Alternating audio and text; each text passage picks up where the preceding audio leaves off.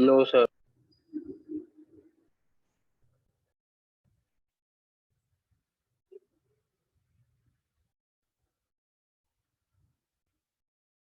चलो second question ध्यान से समझिए। सेकंड क्वेश्चन हमें कैलकुलेट करना है यूटिलाइजेशन ऑफ लेबर।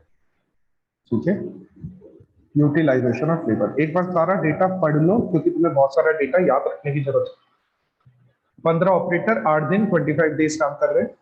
15 ऑपरेटर 8 घंटे 25 डेज काम कर रहे हैं। 300 यूनिट स्टैंडर्ड प्रोडक्शन कर रहे हैं और 1 यूनिट बनाने में 8 घंटे लग रहे हैं। एक्चुअल जो वर्क हुआ है उसमें 30 डेज की छुट्टियां हुई, 276 खाली टाइम बैठा हुआ था और 240 यूनिट का प्रोडक्शन। ठीक है, तो हमें सेकंड क्वेश्चन में कैलकुलेट करना है यूटिलाइजेशन ऑफ लेबर। तो अब सेकंड क्वेश्चन, यूटिलाइजेशन।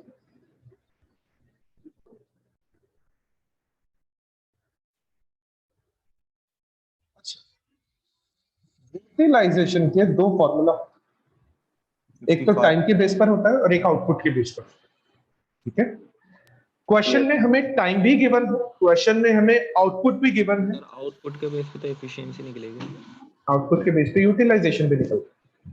देखो यूटिलाइजेशन में भी मैंने दो फॉर्मूले लिखा है, टाइम का अलग है, यस सर लिखवाए थे दो। एक्चुअल अपॉन अवेलेबल, और दोनों का सेम ही चलता है, actual time upon available time और actual output upon available output. ठीक है, तो यूटिलाइजेशन के दो फॉर्मूला होता है, टाइम के बेस पर भी होता है और आउटपुट के बेस पर भी। तो हम यहाँ पर जो यूटिलाइजेशन है ना वो दोनों भी तरह से कैलकुलेट करेंगे। हम टाइम के बेस पर भी कैलकुलेट करेंगे और हम आउटपुट के बेस पर भी कैलकुलेट करेंगे। हमें दोनों तरह से यूटिलाइजेशन कैलकुलेट करना है। तो पहले तो हम टाइम के बेस पर करें। ठीक है, यूटिलाइजेशन का पहला टाइम वाला फॉर्मूला लिख लेते हैं। यूटिलाइजेशन का फॉर्मूला होता है actual time divided by available. Actual time divided by available time. अच्छा, सबसे पहले अवेलेबल टाइम तो निकालना बहुत आसान, बहुत आसान। अवेलेबल टाइम तुम बोल दोगे कि 3000 घंटे। Yes sir. ठीक है, या तुम ऐसा भी बोल सकते हो कि 375 मैन डेज अवेलेबल, कुछ भी बोल सकते हो, दैट डिपेंड कि तुम डेज में कैलकुलेशन करना चाह रहे हो या आवर्स में कैलकुलेशन करना चाह रहे हो। तो अवेलेबल टाइम तो मैं समझा दूंगा भी कैसे कैलकुलेट, लेकिन पहले है ना एक्चुअल टाइम की कैलकुलेशन समझो कि एक्चुअल टाइम कैसे कैलकुलेट। तो एक्चुअल टाइम की कैलकुलेशन समझना, हमारे पास में कितना टाइम अवेलेबल है। हमारे पास में 3000 घंटे अवेलेबल। ठीक है, अच्छा 3000 मैन आवर्स अवेलेबल है अपने पास में। इसमें अगर किसी को कोई प्रॉब्लम है तो एक बार पूछ। ऐसा है सर, ये 15 मल्टीप्लाई बाय 8 ये देखो ऐसे आए कि 15 वर्कर काम कर रहे हैं, डेली 8 घंटे काम कर रहे हैं और ऐसा वो 25 डेज काम कर रहे हैं, तो पूरे महीने में वो 3000 घंटे काम कर रहे हैं। पूरे महीने में मिलाकर 3000 घंटे का काम हो जाए। 15 वर्कर 8 घंटे डेली काम कर रहे हैं और 25 डेज काम कर रहे हैं, तो पूरे महीने में 3000 घंटे का काम हो जाए। ठीक है, एक वर्कर दिन में कितने घंटे काम करेगा? 8 घंटे। 15 वर्कर मिलकर काम कर रहे हैं, 15 वर्कर मिलकर काम कर रहे हैं, तो दिन में कितने घंटे काम कर देंगे? 120। 120 घंटे का काम हो जाएगा पूरे दिन में। ठीक है, और ऐसा 25 डेज तक चलने वाला, तो 3000 घंटे का काम हो जाएगा। अच्छा 3000 वर्कर भी है ना इसमें, यानी वर्कर जुड़ा हुआ है, तो इसलिए मैन आवर्स हो जाएगा। 3000 मैन आवर्स का काम हो जाएगा।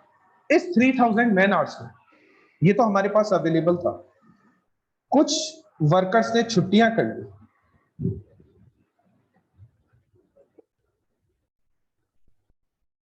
अच्छा, वर्कर ने कितना टाइम छुट्टी की है? 40 मैन आवर्स सर 8%।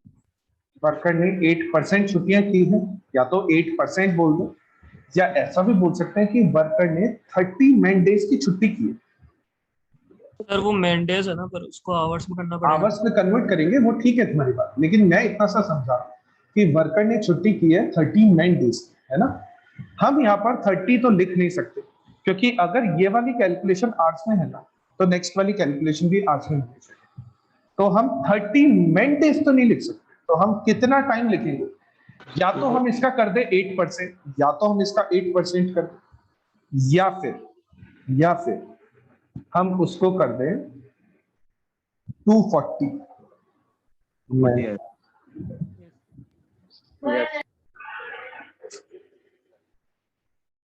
किसी को कोई प्रॉब्लम है एब्सेंट टाइम 240 घंटे का कैसे?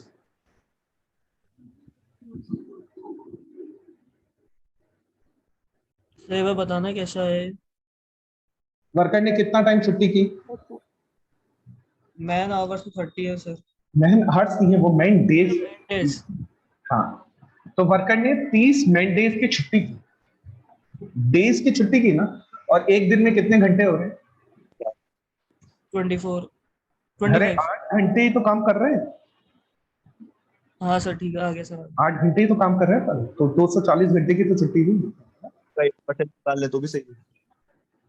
एब्सेंट टाइम हो गया, हाँ 8% निकालेंगे तो भी 240 आएगा, एक ही बात है, कैसे भी निकालें। अच्छा, और कोई टाइम हमारा वेस्ट हुआ है क्या? Yes, sir. Idle. Idle worker time. खाली बैठे हुए थे। अच्छा, आइडल टाइम मैन आवर्स में लिखा हुआ है, आइडल टाइम मैन आवर्स में लिखा हुआ है, तो उसको मैन आवर्स में रहने दो, 276 मैन आवर्स। अब हमारे पास अवेलेबल थे 3000 घंटे, समझना, हमारे पास अवेलेबल थे 3000 घंटे, जिसमें से 240 घंटे तो वर्कर ने छुट्टियां कर ली, और 276 आवर्स वर्कर खाली बैठे हुए थे। तो वर्कर्स ने एक्चुअल कितनी देर काम किया? 2484. 2484. वर्कर ने एक्चुअल 2484 आवर्स काम किया, तो एक्चुअल टाइम आ गया 2484 आवर्स। 82.8। हाँ, जो भी आएगा, है ना, तुम कैलकुलेट कर लो। अच्छा, ये कैलकुलेशन की मैंने आवर्स में, सेम कैलकुलेशन मैं डेज में भी कर सकता हूँ, सेम कैलकुलेशन में मैं डेज में भी यूज कर सकता, डेज भी यूज कर सकता हूँ। अब डेज कैसे यूज करता हूँ उसको समझो। एक बारी इसमें और एफिशिएंसी में डिफरेंस बता दोगे सर? एफिशिएंसी में क्या होता है?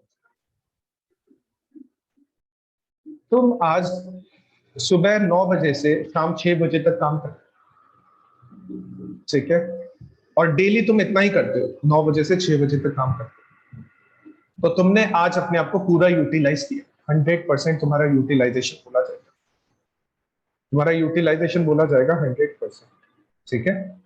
लेकिन तुम्हारे आज सर में दर्द था, जिस वजह से तुम जितना ढंग से काम कर पाते थे ना, उतना ढंग से काम नहीं कर पाए। काम तो तुमने उतना ही घंटे किया, काम तो तुमने 9 घंटे किए, ठीक है, तो यूटिलाइज तो तुमने अपने आप को पूरा किया, लेकिन आज तुम्हारे सर में दर्द था, इस वजह से तुम ढंग से काम नहीं करना, तो तुम्हारी एफिशिएंसी रिड्यूस होगी। सर अब अगर इसमें एफिशिएंसी निकालेंगे तो इसमें बेस 2484 को मानेंगे ना?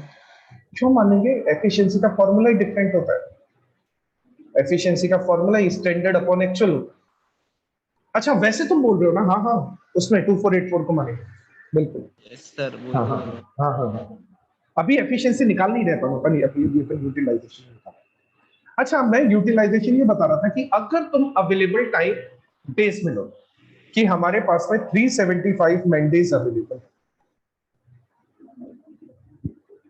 ठीक है, 375 मैन डेज कैसे? मैन और डेज है ना, तो सिर्फ दो चीजों को मल्टीप्लाई करना है, मैन इंटू डेज। तो मैन कितने हैं? 50, डेज कितने हैं? 25, तो 375 मैन डेज हो गए, कि हम 375 डेज काम कर रहे हैं। उन 375 डेज में वर्कर ने 30 डेज की छुट्टी कर दी, ठीक है, 310.5 और ये आइडल टाइम कितना आएगा ये बताओ? 34.5। 34.5 कैसे निकाला तुमने? 8 से डिवाइड कर लिया होगा इसको। हाँ सर, सब में 8 से करा। हाँ हाँ 8 से ही होगा, 8 से डिवाइड, क्योंकि एक दिन में हम 8 घंटे ही काम कर रहे हैं। ठीक है, तो कितना हो गया ये? 310. 310 मैंडेज। तो तुम यहाँ पे 310.5 मैंडेज, दोनों में से ध्यान रखना कोई एक ही करना है, दोनों मत करना, दोनों में से कोई एक ही करना है। और इसको सॉल्व करोगे तो 82.8 82.8 8. परसेंट आंसर आता है। 82.8% आंसर। कर दो, कंप्लीट कर दो इसको जल्दी से।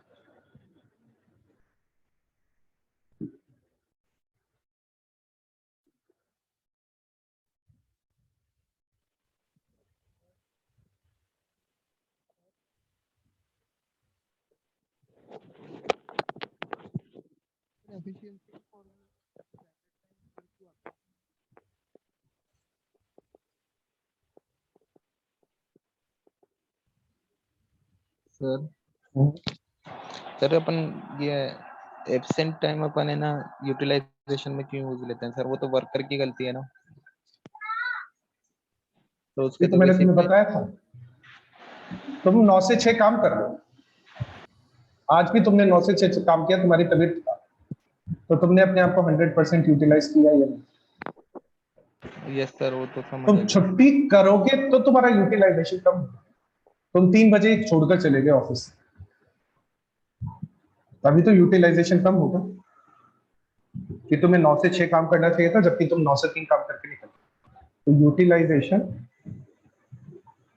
योगेश तुम बहुत आगे चल रहे हैं ना, यूटिलाइजेशन में एब्सेंट टाइम तो कैलकुलेट होगा ही होगा, चाहे वर्कर की गलती है।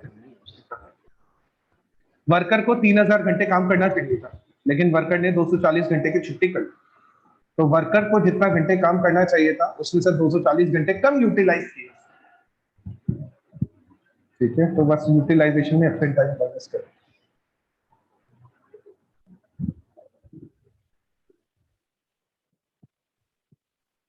चलो नेक्स्ट, यूटिलाइजेशन का एक और फॉर्मूला होता है, actual output upon available output या टोटल आउटपुट।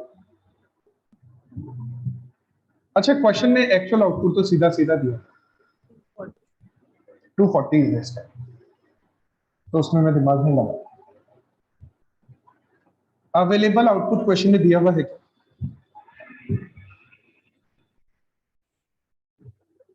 क्वेश्चन में कहीं अवेलेबल आउटपुट दिया हुआ है? 300 दे रखा है ना. वो स्टैंडर्ड आउटपुट है, अवेलेबल नहीं है, यानी टोटल नहीं है, वो स्टैंडर्ड है। Yes sir. फर्क होता है स्टैंडर्ड और टोटल। तो अब टोटल आउटपुट नहीं दिया हुआ क्वेश्चन में, तो टोटल आउटपुट हम कैलकुलेट करें। चलो टोटल आउटपुट कैलकुलेट करें। अवेलेबल आउटपुट देखो कैसे कैलकुलेट। एक यूनिट बनने में कितना टाइम लगता है? 8 आवर्स। एक यूनिट बनने में लगते हैं 8 आवर्स। और हमारे पास कितना टाइम अवेलेबल है? 3000। 3000 यूनिट्स। तो हम कितनी यूनिट बना पाएंगे? 375। 375. 375। ये हमारा अवेलेबल आउटपुट आया 375। तो सर स्टैंडर्ड का यूज तो एफिशिएंसी में लेंगे हमारा। स्टैंडर्ड का यूज तो बिल्कुल एफिशिएंसी नहीं होगा। तो ये कितना हो जाएगा? 64। 64. 64%। यूटिलाइजेशन हो गया 64%। टाइम के बेस पर तो 82.8% है और आउटपुट के बेस पर 64%।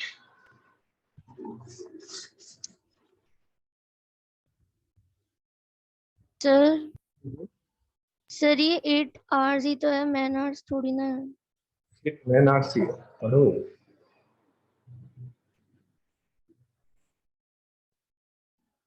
Labour hours. Okay sir.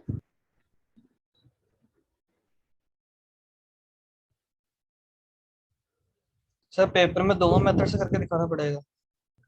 Paper में दोनों मेथड से, बिल्कुल। सर शीट शो कर दीजिए सर एक बार। सर आपने 375 वहां से लिया है क्या? कौन सा 375? Available output. अवेलेबल आउटपुट में 375, तो इसको सॉल्व करने पर आया।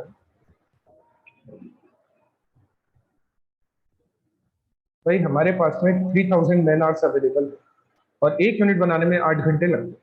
तो अगर 1 यूनिट बनाने में 8 घंटे लगते हैं तो 3000 घंटे में हम 375 यूनिट्स बनाएंगे।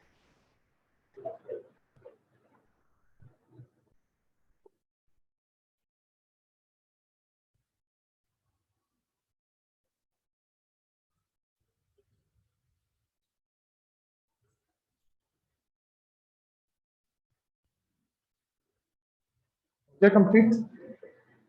एक minute sir.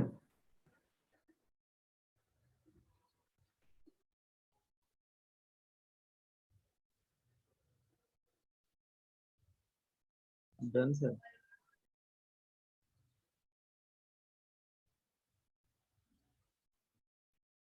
Done sir.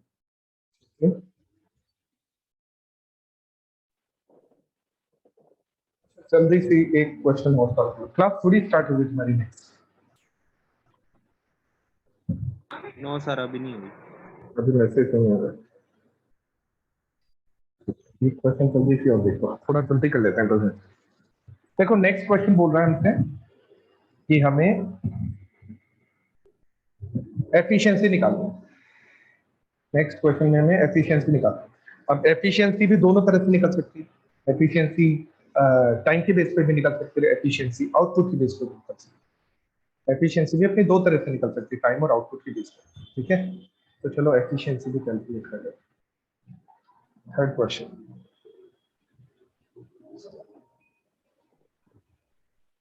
Productive efficiency of labour.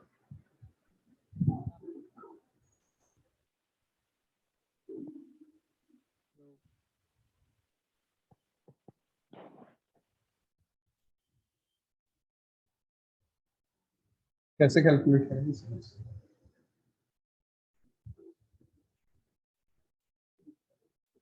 Standard labour hours तो स्टैंडर्ड टाइम अपॉन पहला तो अपन टाइम के बेस पर कर लेते हैं। तो एफिशिएंसी का फॉर्मूला होता है standard time upon actual time.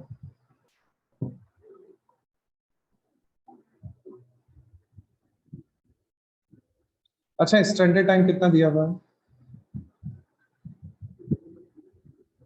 8 hours per unit. 2400। 8 hours per unit standard time. ठीक है, एक्चुअल टाइम कितना आया अपने पास में?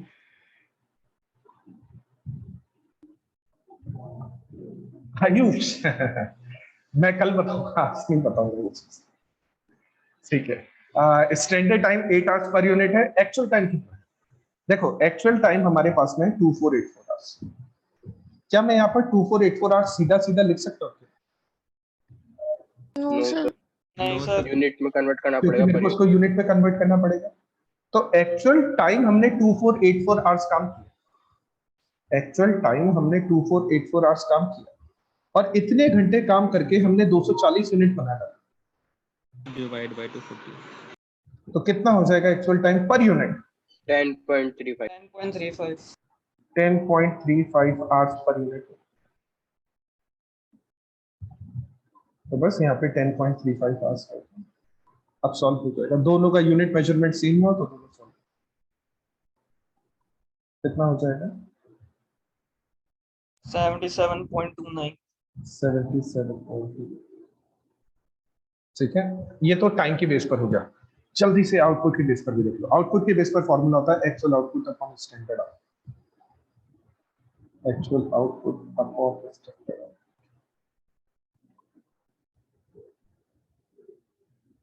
दोनों चीजें क्वेश्चन में लिखी हुई है साफ साफ। एक्चुअल आउटपुट 240 यूनिट, 300 है। Standard output 300 unit. 300। Okay sir. 80%। 80%। 80% efficiency हो गई आउटपुट के। That's it, question complete.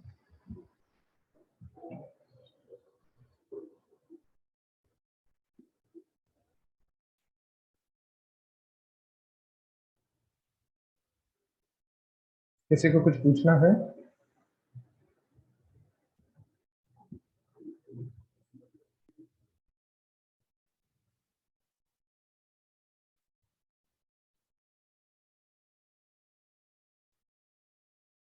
चलो फिर ठीक है, आज के लिए इतना ही काफी है। और क्वेश्चन अपन बचा हुआ, अभी देखो इस क्वेश्चन में एक पॉइंट तो अभी बचा हुआ है, लेकिन वो छोटा सा पॉइंट, इस Okay. क्वेश्चन एक पॉइंट बचा हुआ है छोटा सा, तो उस पॉइंट को हम फिर कल वाली क्लास में डिस्कस करेंगे।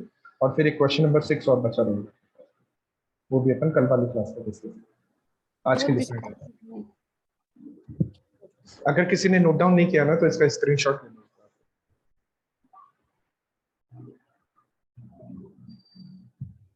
ठीक है, चलो ध्यान रखना तुम लोगों का। Okay, sir. Thank you. Thank you, sir. Thank you. Thank you, sir.